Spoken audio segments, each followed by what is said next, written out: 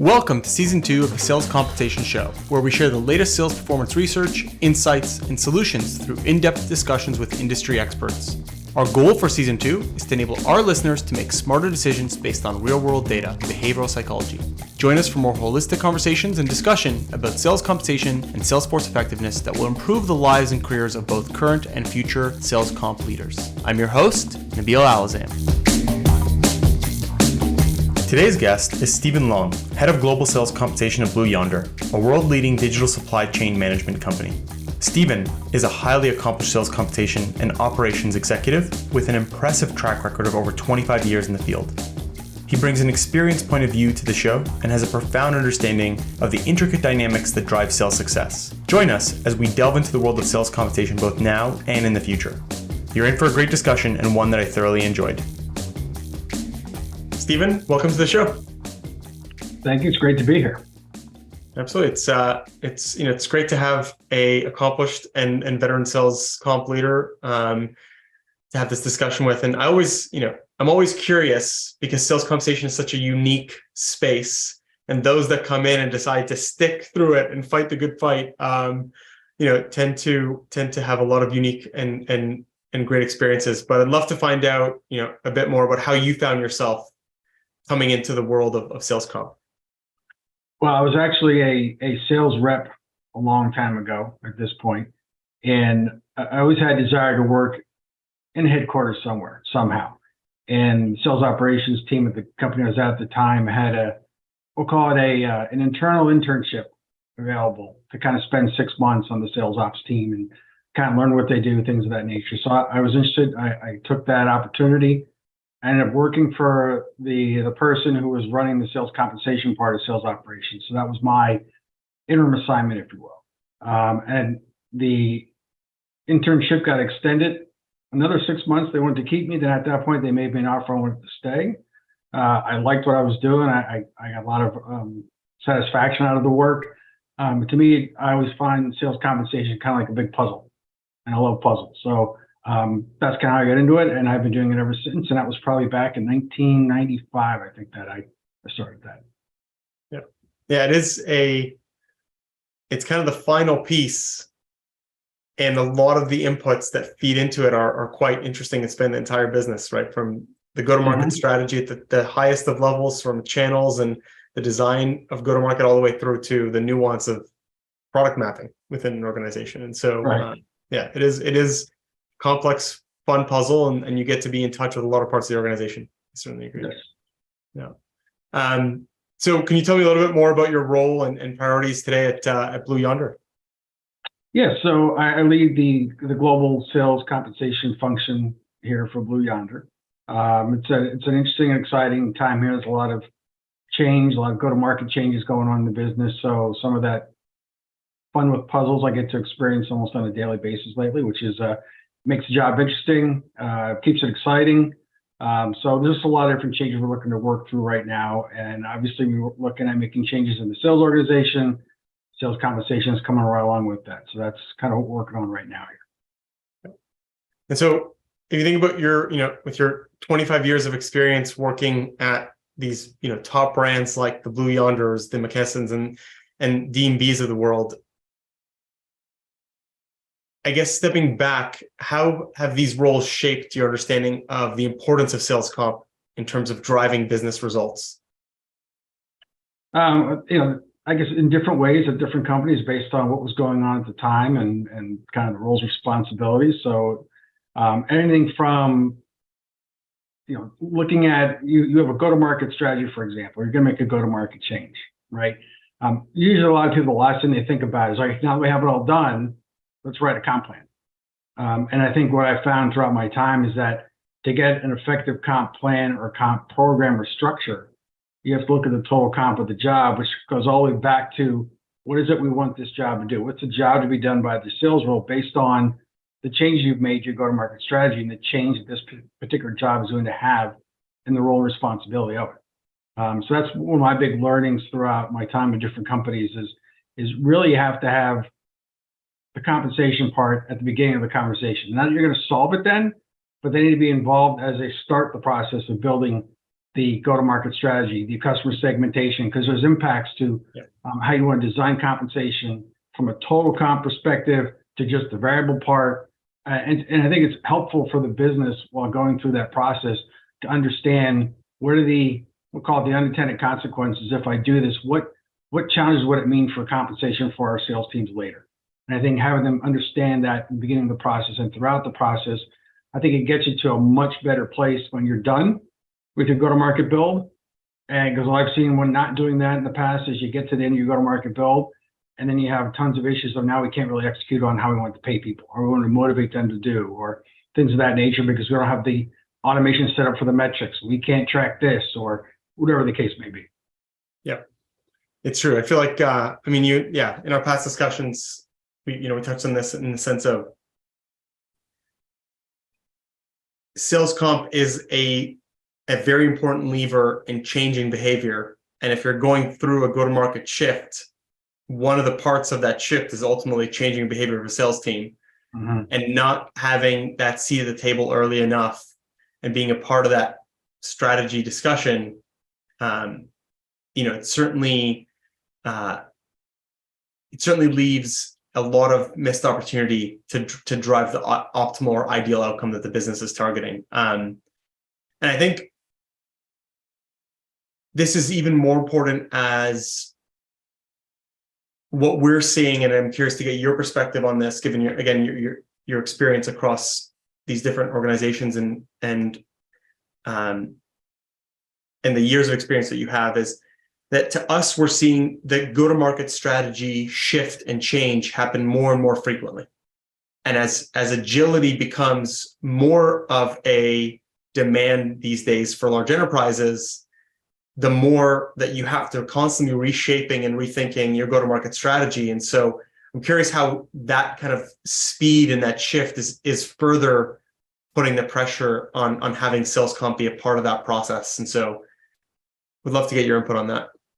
Yeah, I think a lot of times, especially, it seems like lately you're doing it more often, and it's probably because of changes in the different markets, changes in product development. I mean, you think about the last probably 15, 20 years, there's been larger changes in product advancement than probably in the last 100 years before that, right? So things are constantly changing, and you have to be very agile to be able to react to that as an organization, and how to attack that market or the new market or the changing market as a sales organization.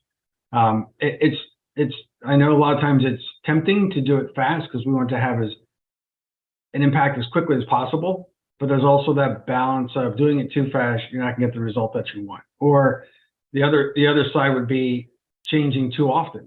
Like anybody that's done sales compensation for a while would know that typically when you change a comp plan, you need probably at a minimum 18 months to even know if that change had any effect. So if you're changing your go-to-market strategy and thus your compensation structures and designs every 2-3 years, I question sometimes, how do we know that it even worked? Yeah, there's an interesting piece of most times when I've seen changes be rolled out, if you have the infrastructure and the data to be able to do it, we almost say push yourself to come up with a list of KPIs or data points that you're going to assess your design, not the sales team's performance, but effectively the KPIs that you expect to drive from this comp plan, and are ultimately leading indicators of success of the comp plan, and start tracking that as soon as you can. But that's a tall order because a lot of organizations that may not have all the data readily available to be able to effectively measure the plan effectiveness. And so to your point, it might take you, significantly longer time. I think, you touched on something that's very interesting, and I think the speed, right? Like in the last 5-10 years, what's been done is orders of magnitudes more than the previous 50 or 100 years. And I keep on thinking about this is you go back to the role of sales in 1950s or 1960s, and you think about a world where, as a sales rep selling to a customer, it meant actually being, a field seller where you are knocking on doors, you are bringing a product that's likely a physical product to a customer to purchase in a very human on human and in-person interaction. And so you think about the number of meetings that you can actually have in a day, the number of interactions, the type of interactions. I mean, we can accomplish more in 2 hours than what a rep likely could have accomplished in a matter of days or weeks back then. And I think that level of speed means that there's so many more decision points, so many different behaviors that you're ultimately trying to drive. And it makes the role of the comp plan, the role of the go-to-market strategy even tougher, because you're effectively having to optimize for more in a smaller amount of time. And so, I'm curious, even in the last, 15 to 20 years, how you've seen that kind of the shifting in the sales role shift the impact it's had on what you've brought to the table from a go-to-market strategy perspective, and then the lens of incentive comp to support that. Well, I think, some of the things are just the creation of new jobs based on those changes you described. So you think about the use of technology to make sales calls, right? You're not having to go face to face anymore. Well, that, how long ago was it that it created the implementation of inside sales teams, which is a totally different job, totally different comp model than a field sales rep. A lot of times your segmentation then is then created based on having an inside sales role is a different kind of customer than a field sales role, which is different than maybe a strategic or key account director type role, right? So that's where you create your customer segmentation and get your efficiencies and your scale from your inside sales to cover a lot more companies, a lot more customers, sell a lot more stuff at their lower end, but your margins higher. So, and that's thinking about through that is when you think about how does it impact sales compensation, is the vast number of different jobs in sales today. Like you think about it, to your point, in the 50s, it was probably one job. You sell X, I'll pay you X% of the X. That was it. That was the comp plan. Now we have to have different types of jobs. We have different lengths of sales cycles that create different types of comp plan designs. We have certain things that we want certain jobs to focus on these things, but not as much on those things. So we're going to pay differently, credit differently, so we can actually drive the behavior without having without having a manager do all of the leading of what a rep should and shouldn't do. People want in the comp plan to lead what they should and shouldn't do, or what they should or should not try to sell, or what do we like more or like less for them to sell, but based on profitability, based on inventory, whatever the case may be. You're absolutely right. These shifts in roles and the coverage models and the behaviors that we want are just radically changing how we think about the design element. You touched on something earlier around, being brought to what we discussed earlier on, being brought to the table as a sales comp leader when these go-to-market strategies are being deployed. I guess, what are some of the key challenges that you've encountered in that area in terms of being asked to be at that table earlier on? Yeah, I think the challenge of not being there, I guess maybe if that's your question, you're trying to dig in a little on. So I'd say not being there from a sales comp perspective is, as you find when we haven't been there at the beginning and they go through their whole process and say, okay, here's the model. Now we need to execute on getting comp plans and getting people, paid and et cetera. There's a lot of things probably they haven't thought about. What drives a comp plan? What can we pay on? What can't we pay on? How do we get this data? Does it exist? Can we track it? All those type of things that if you're not thinking about it up front, or if you did think about it up front, would it alter your go-to-market strategy slightly or at all, right? And I think not being there, if you think about all the different roles involved in supporting and driving sales. Sales team, obviously, you got your sales operations team, your sales compensation, who may or may not be part of sales ops, but your sales compensation team. But you think about having those together at the same time. I don't think there's any one person, any business knows everything about every part of the business. So I think having those groups involved up front together, they can help the executive that's trying to drive this change in his or her organization think through all the potential pitfalls, or we don't have this, or we thought about that, or things of that nature that can maybe help better inform that executive team on a better or more ideal go-to-market model, right? So usually it's based around something. It's based around products, it's based around customer types, based around profitability, whatever it may be that it's built around. that's great, but then it's well, how do we build that model now, that customer, that go-to-market framework? I think comes down to what can and can't we do well? Where can we make trade-offs that we don't do well? Where don't we want to make trade-offs? And where do we need to invest? If it's an important thing we don't do well, do we need to invest, whether it's invest resources, invest people, invest money, whatever it may be? Yeah. And I guess when you're thinking about what is possible to actually measure and engage, you said something interesting around, putting up your hand and saying, we can or cannot measure on that data exists or doesn't exist, and being a part of that conversation. And I typically find that in sales comp, we use data differently than what upstream functions use, because ultimately you need to be 100% accurate, right? We say, you have to be accurate to the penny when you pay someone. Whereas when you're setting quota, you can be 99.9% accurate. When you're setting a forecast, if you're 99% accurate in a forecast, you're doing an amazing job. And so there's an element of, there's all these assumptions you can make on the edge cases when you're doing the upstream planning. In sales comp, there's no assumptions. You have to be spot on.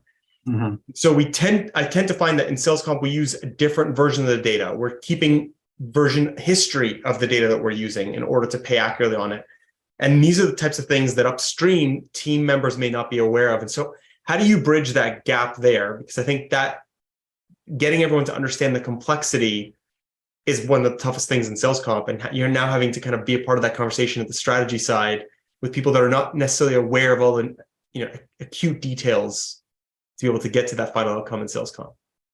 Yeah, well, I think sometimes that's a tough one. It's a good question.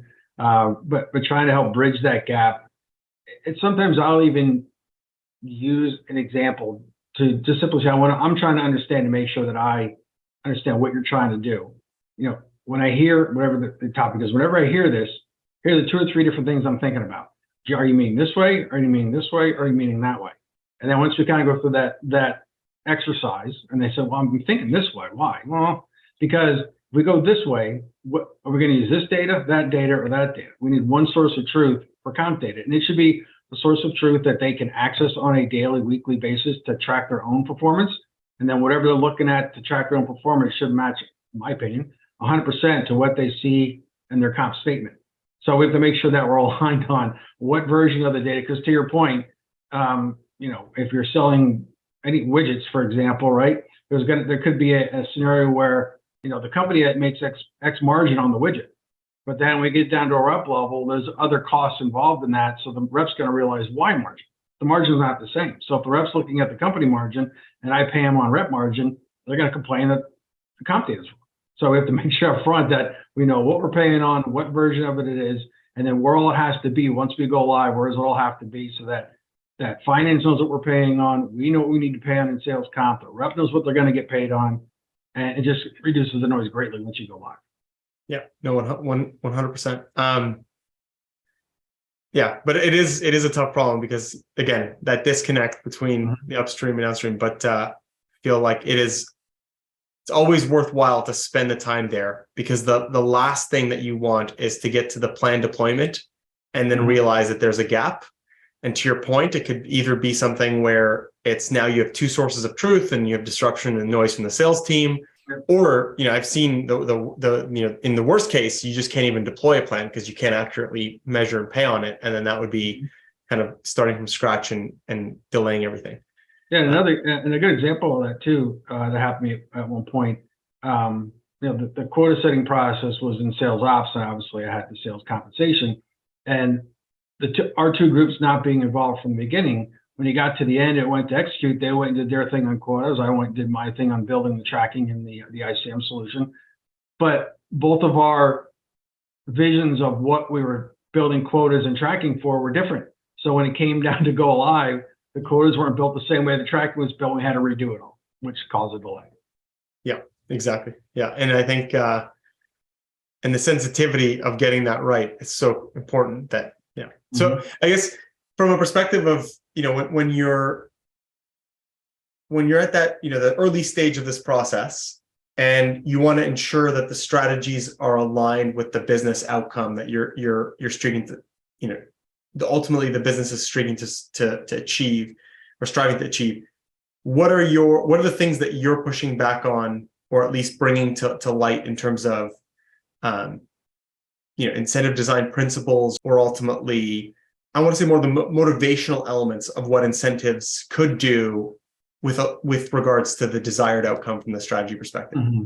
Yeah, I think for me, I think what's very important when in doing go-to-market change, especially when changing the jobs or creating new jobs, moving accounts around based on the new customer segmentation, is looking at the compensation not just from a variable perspective, but looking at it from a total compensation, total cash perspective.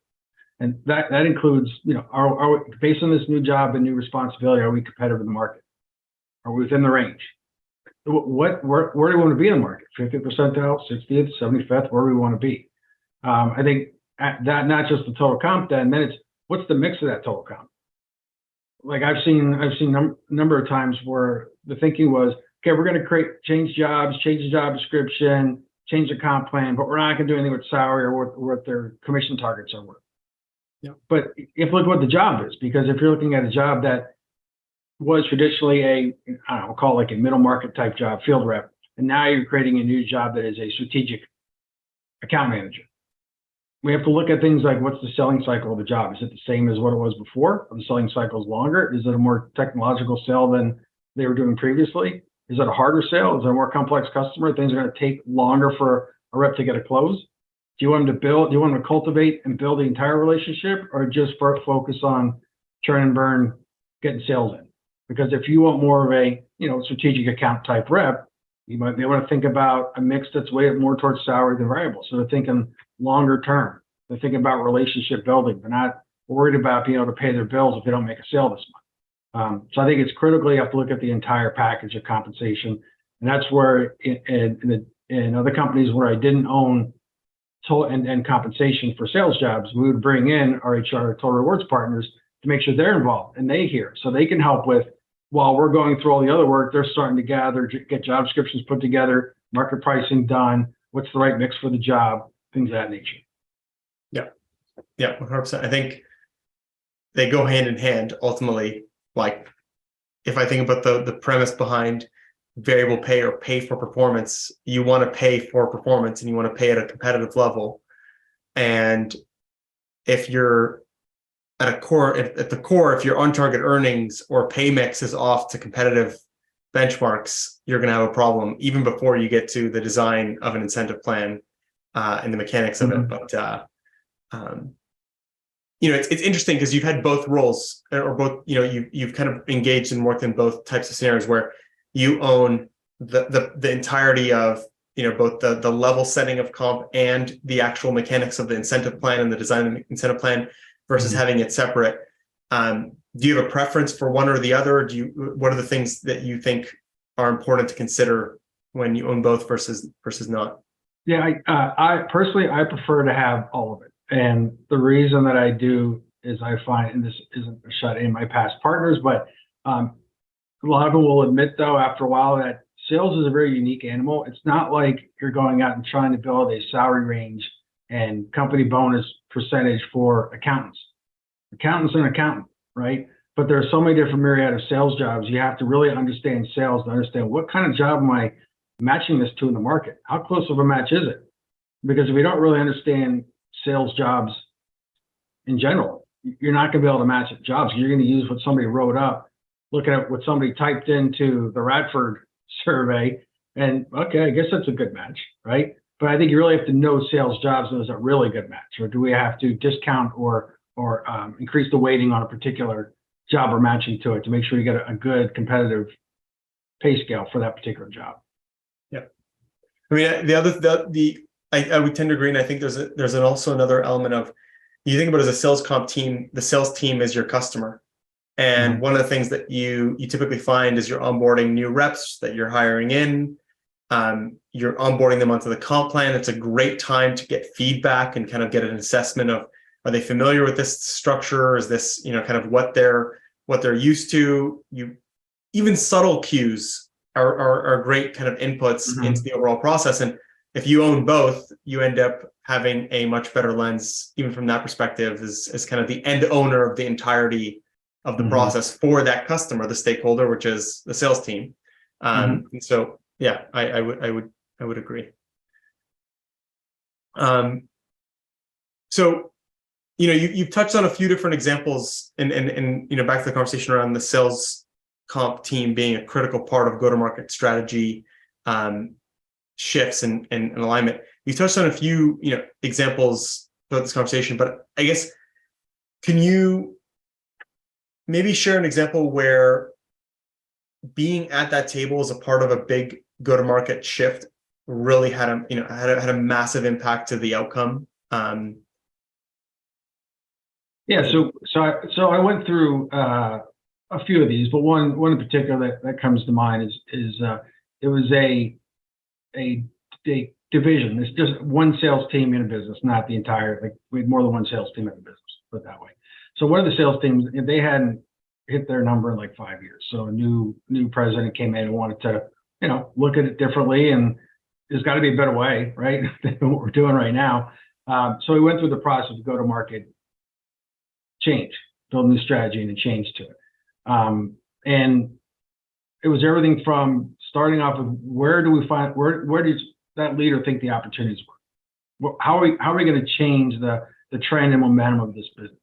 And based on that strategy, we kind of went through the whole process of a customer segmentation, right? Because I actually believe that if you're going to do a go-to-market change, if you don't do customer segmentation, you're not going to get much out of it. All you're doing is changing a comp plan with the same setup you already have. I don't know how much it's going to work for you. So we created new customer segmentation that resulted in new jobs being created, which meant that we had to go through the process on my team of pricing the jobs and building the mixes and recommending how much salary versus variable, and then design the plans. To me, I think it worked very well because we had the sales comp team, the sales operations team, the finance team all together from day one, and the president's direct reports, so the senior sales leaders, was all from day one. So it's great because you get buy-in from the sales organization. It's not like headquarters says, here's what we're doing. They created their own strategy, right? At the same time, too, I think the sales operations team and the sales comp team help guide them along the way with the kind of watch outs, or if we do this, it's going to be hard to do that once we get to building plan designs or quotas or wherever the particular topic was, which I think kind of really helped them get to where they wanted to go a little bit more intelligence, a little bit faster, based on having that information up front versus wait until it's over and then saying, it's not going to work. We have to redo it, right? And now you've just delayed the entire launch of the program. Yeah, I think when you get that opportunity to kind of, from like clean slate, rebuild, I've seen it time and time again. It just ends up making the overall effectiveness of the plan and the downstream outputs higher. And primarily to your point, if you create a new incentive plan, but the go-to-market motion is not focused enough, we're spending too much time with some customer segments versus others. You're ultimately driving behaviors that are not likely to lead to success. And so, yes, you can drive more of them and you can motivate your team to spend, more time. But ultimately, if that behavior is not proving to lead to a better outcome, then you kind of get stuck doing the same thing to generate the same outcomes that we've had in the past. I'm curious to get your perspective on this. I think the one of the approaches that we've seen is you first need to understand the customer potential, and that is the kind of part of the segmentation process is understanding which customers, where you're going after. Then it's really understanding the behaviors to capture that potential, and this is kind of where you mentioned bringing sales ops into the room and having the sales leaders there what's the selling motion now that I've broken up these different segments, and as a result, to your point, what are the roles, and then incentives finally feeds in terms of, okay, now I want to drive this behavior. What is the best incentive plan? But if you're not at the table from day one, and if you're not there to have that conversation and be in the loop, I agree. It's our previous conversation. If you're brought in too late, one, it may not be a meaningful behavior to incentivize on or something we can't track. But two, we're not also giving inputs to what we can meaningfully track and measure and actually incentivize, or conversely can't, and ultimately kind of guiding that upstream piece. Yeah, I think take it to an extreme example, but To your point you're making, they could come out of that, all those sessions, and sales ops and sales comp team aren't involved. And they say, well, this job here, the most important behavior we want to drive is setting up appointments with customers. Okay. So can you comp on that? I can, but I don't think that's the greatest idea, best use of our money. So it's being there up front early to kind of take those. That's a really extreme example, like I said, but to take that and say, a best practice for sales comp is probably not paying to set up appointments or go see customers. We pay them a salary for that. We expect them to do this part of the job. The variable portion and the pay for performance model should be the outcomes from all those things, not the activities of those things.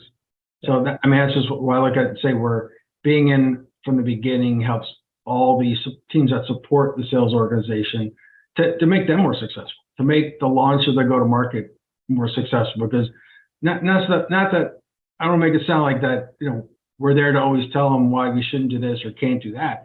But if we just better understand what it is they're trying to drive or trying to accomplish with the activity they're asking for, we can give them a better product, a better output. 100%. I mean, if I think about it as sales comp team is managing the second largest investment vehicle on average for most organizations. Mm-hmm. Where you invest that money has a very important business outcome to every employee, every shareholder, and every customer at the end of the day that is trusting in the company to execute and move forward in the right way. Yeah. And so I think, in that, extreme example that you highlighted, the element because I would agree in that situation is, how do we know that that's actually going to drive the right behavior? And how do you know it's not going to get gamed to the wrong outcome? And so it's funny because like the stepping back, you are applying a fiscal discipline as a sales comp professional to ensuring the business is investing the money in the right way. And it might be okay to say we're going to pay for booking meetings, but then we need to have a very, very refined approach to truly understand it's a meeting with this customer at this stage with this type of outcome. And if it meets these parameters, we are willing to pay that money because we are confident statistically it will lead to X, Y, and Z outcome. And even then, you would have to continuously watch that to make sure you're tracking the parameters to make sure things aren't being, shifted or the world is kind of moving in a different direction. And in my mind, you wouldn't make any business decision from an M&A or an investment perspective without having your CFO at the table. And same thing with sales and kind of go-to-market strategy. To do that without having the sales comp team, the kind of the fiscal observers of that investment vehicle at the table is kind of it's a missed opportunity. Yeah, and I agree. And you think about your example of you're talking about paying on meetings, right? Because I do get requests for that every once in a while, still, right? For meetings. There are certain situations where maybe I've set up as an MBO, but it's also the value you're putting on that. Yes. Like, can you imagine if you said, well, I want 100% of their comp based on meetings? Well, okay, you're the one's going to have the conversation then when the CFO comes to me and says, well, okay, we're 80% to our number. We were 110% of our budget. What happened? Well, we got a lot of meetings. So that's why you should be careful of those kind of metrics and plans. Yeah, 100%. And it's funny because it's, can you measure it?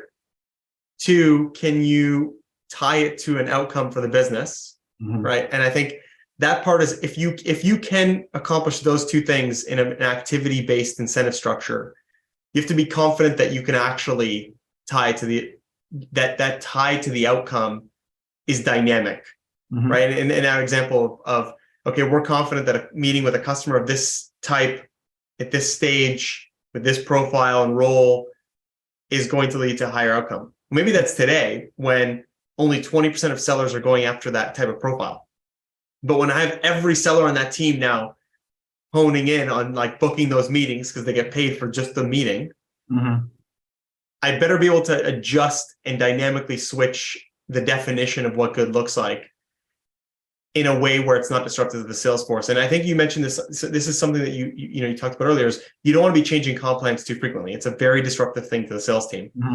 But one way that we've seen that enables you to manage the disruption while still keeping flexibility is actually not rolling out a comp plan that's fixed, but rolling out a comp plan that is a framework and then updating attributes and making tweaks over time. So where you have less confidence, especially at a high growth or high scaling organization, it's defining, okay, we're going to pay you on meetings, or at least a portion of your plan is based on meetings as an example, because we're very confident in that outcome. And I know kind of we're going down this rabbit hole of a plan that pays on meetings, but then it's very important that the definition of what is a qualified meeting has the right to be changed. And the sales team is aware that on a certain cadence, maybe it's monthly, maybe it's quarterly, the attributes of what meeting qualifies or doesn't qualify may or may not change depending on the outcome. But you're right, without some sort of frameworks that enable us to guarantee that every dollar we're spending is actually generating that outcome, you could easily be in a situation where you're well over your budget, but underperforming as a business. And I think that's the scary thing with sales comp is it's naturally pay for performance. We're going to overpay our top reps. We're going to underpay our bottom reps. If you don't get that distribution right, if there's something off, you can be quite a bit over budget relative to what your business performance is. Yeah. And, there's also other factors, right? So depending on the market you're in, talent could be scarce. So you're afraid to lose anybody that's decent, at least, right? And it's hard to get anybody that's good. So there's other, I guess, mitigating factors that say, well, because of this, we're going to spend money, even though maybe we shouldn't, because we want to keep reps engaged or keep them here. I get it, right? It's just typically not a best practice, but there's always some other circumstance I could say it'll cost us more to try to replace 20 reps if they all leave than spending an extra, X dollars on a spiff or some kind of plan component that gets them some money, right? Yeah, 100%. It's to keep those best reps, you need to be paying above the average and paying them an amount that will keep them satisfied and in the seat. And I think so stepping back, I think you touch on a few of the key factors that contribute to the success of that project and having the right stakeholders and being involved early. Is there anything else I think that you could share that was critical to the business recognizing that approach had to be taken and bringing everyone in? And I'm asking this because as a sales comp leader, maybe someone who's listening to the show that's just entered kind of that role and wants to be in a position where they are part of the strategic design and supporting the go-to-market strategy. What are the things that they could do to set themselves up for success, when it comes to being asked to be brought to the table? Yeah, I think there's besides what we've already talked about, a couple other things that I can think of.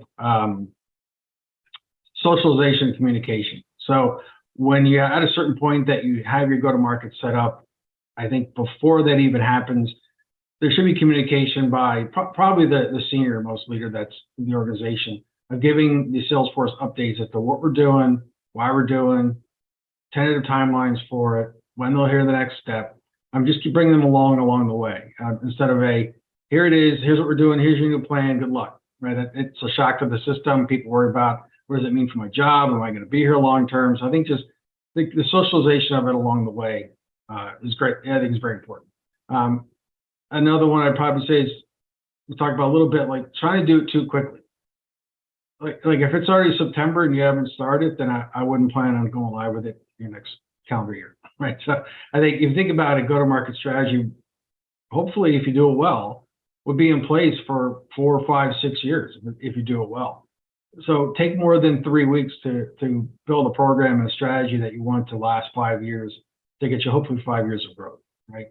I think the other thing I see sometimes too is when you've built your go-to-market strategy, even if you've identified what we want to incent reps to do or how we want to pay them for or not pay them for, it doesn't all have to happen at one time. You can think about what's our point of arrival in when we want it to absolutely be 100% rolled out let's say it's 3 years from now, and then build back each year. What are our milestones of change we're going to make to get to that versus dumping 100 changes on the sales team at one time? Maybe get there over a couple of years. That's another thing I'd probably think about as well. The other thing I think is critical, I've found in the past that people really get hung up on when you're going through this process, everything from going through the customer segmentation exercise to quota setting to comp plan design, is it's going to be hard, but try to get the sales leaders to not think about potential rep impacts, because I've seen it 100 times that going through the customer segmentation model, they know this customer is going to go from this segment to that segment, but the rep that had the customer staying in the segment they're in, and that's a great rep.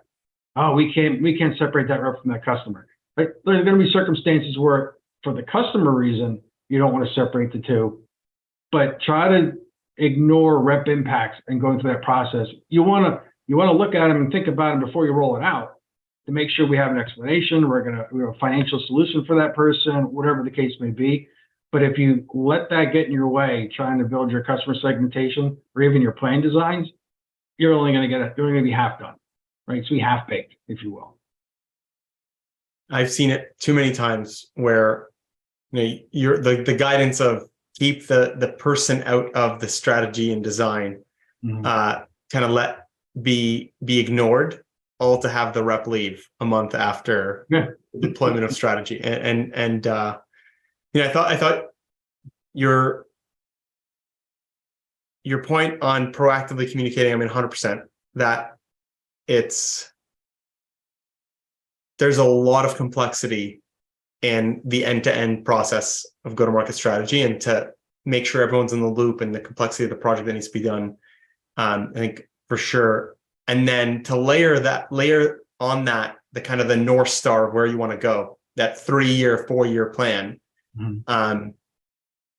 It's, to me, it is more of an evolution than it is a revolution.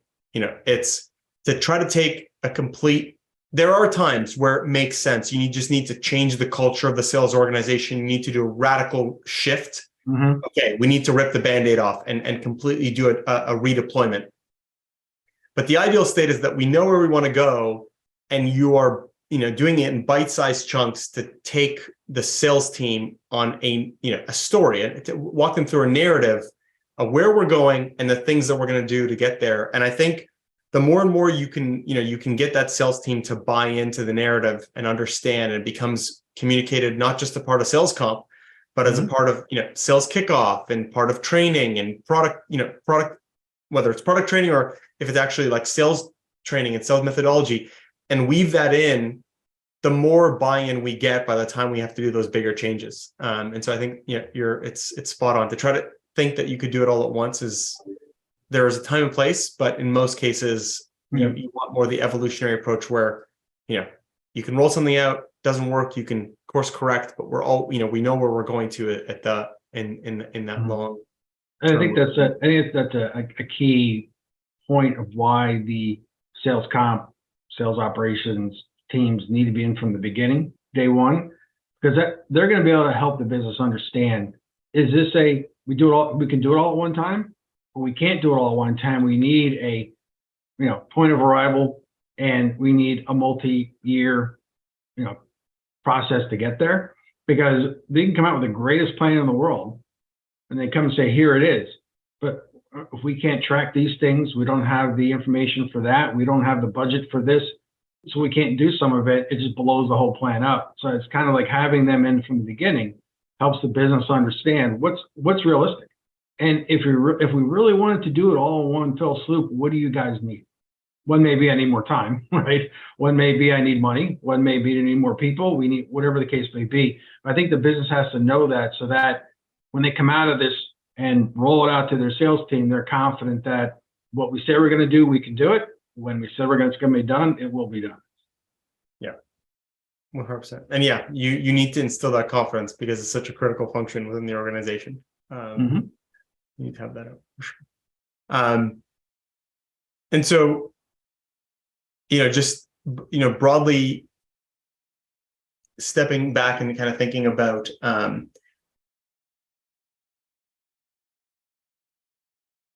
is there a specific approach that a sales comp leader that's going through this shift right now, I mean, beyond just kind of the common pitfalls and mistakes that they should avoid, is there a specific approach that they should take in terms of how they rally both their team, but also engage on a day-to-day basis with the other stakeholders, right? Sales ops, finance, and kind of keep everyone up to speed while they're going through one of these go-to-market strategy shifts? Yeah. What I've typically done in the past is gotten those groups together and, just set up whatever you think the right frequency is, once a week, twice a week meeting for those groups, just on this particular project we're working on. So we can talk about the dependencies, because all the groups you just mentioned, each group has a dependency on another. So the sales ops team can't create quotas until the finance team sets the high level budgets for the business, right? Then I can't design comp plans, because if I don't know what the commission budget is for the business, I don't know what changes to rates or payouts, or need to pay this job more, or whatever the case may be. I'm dependent on that. Sometimes depending on how your plans are written, you can't get plans out to people until you know what the quota is for the job, to know what rates you're going to use to pay whatever your target commission is for a particular role. So with all those dependencies, it's kind of getting the group together on a consistent basis to kind of talk through, what's our overall project plan for our part of this together, right? And then it's going back to the sales leaders, executive leader for that group to say, here's where we're at, or here are the gaps, here are the needs, here are the dependencies we have, here are the decisions we need from you, right, to help us continue moving on so that we can meet the deadline that you've set for us. Yeah, 100%. I think there are a lot of there are a lot of bottlenecks in a project plan around a big transition like that, and so getting those highlighted early and making everyone aware of it is critical for success. So I think back to prior conversation, the importance of being at the table when we're thinking about a go-to-market strategy shift is that ultimately incentives are a great way to change behavior, drive an outcome. And so it's kind of to wrap all of this and the discussion up, I guess, how do you ensure that when you're going through, the strategies align with the business objectives that we're trying to achieve? Mm-hmm. So every company I've been with so far in my career has had some type of PowerPoint slide. You probably have seen them, right? So we have our 5 pillars, our 7 boxes, or whatever the case may be, that kind of are the strategy of the business overall, right? So what I like to do is take that, and if you don't have it in your company, you should ask, what are those 5, 6, 7 strategic things that we should be thinking about as employees? But I take those and I say, if someone says, we want to have a plan that pays on this or drives that, or whatever the case may be, I try to map it back to that visual or those pillars and say, is what we're going to do here, is it going to support one of these pillars? Like, can I map it? If the CEO came to me and said, why are you paying people to do this? What's my elevator speech for? Because we believe that it supports pillar number 3 in this way. And that's usually, if I can talk to that and the sales leader I'm working with can talk to that, then usually it's probably, okay, it probably is not a bad idea and it will support the business. We have trouble articulating how it supports one of the pillars, and you probably want to rethink.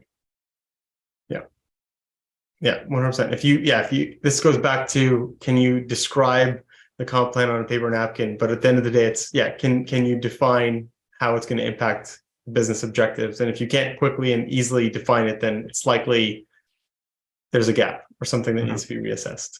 No, I really enjoyed the discussion. I think it's, kind of like as a key takeaway for any sales comp leader in the space, I do think you need to push to be a part of those strategy conversations, to be an enabler for the business to drive towards these bigger outcomes and support on these larger transformations of go-to-market strategy. And I think, everything you've shared today has been super insightful. I guess to wrap up here, would love to get your input on 2 rapid fire questions and would love to hear your perspective on this. So first question that we ask everyone that comes on the show is, who in the world of sales comp would you most like to take out to lunch? In the world of sales comp, wow. there's somebody, I think he's retired now, but I worked with him for a number of years back at my first company. I first got into sales comp. His name is Jerry Coletti. I don't know if you've worked with him or heard of him at all, but he was a consultant, and I worked with him a lot. He was just a great guy. So, and I haven't seen him in 20 years maybe. So I'd love to go out to lunch with Jerry. Yeah, it's I feel like this. Yeah, world of sales comp is a small space, and there's a lot of people that have had impacts on us over the years. I think I would agree. And for all the listeners out there, I guess what's one book that you would recommend for sales comp professionals? Sales comp professionals. Actually, one that I use, and it's great because I use it as like a reference tool.